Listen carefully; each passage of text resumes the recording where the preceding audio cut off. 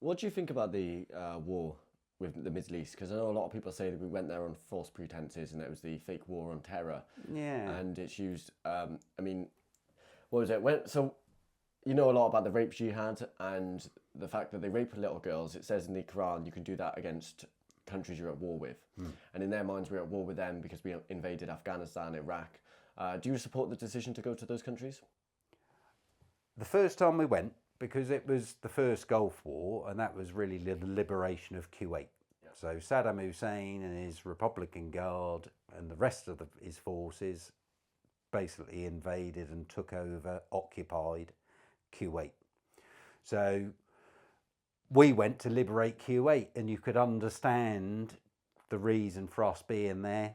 It was cut very short. I think the ground campaign was only 100 hours. Led by an air campaign that had lasted pretty much a couple of months.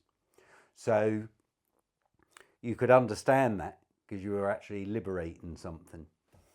But then, of course, Tony Blair said that we were going to Iraq in 2003, and I immediately had doubts because even though I wasn't going, and I didn't think I would go because I was in my final 3 years. Yeah. But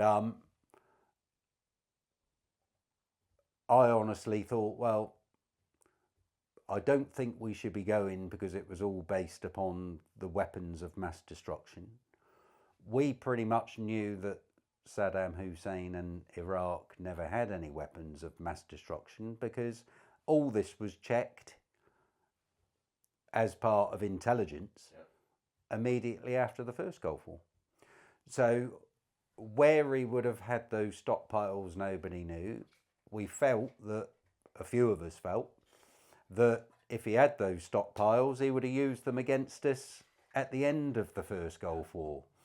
But, so it was all a bit sort of quite surreal in a way,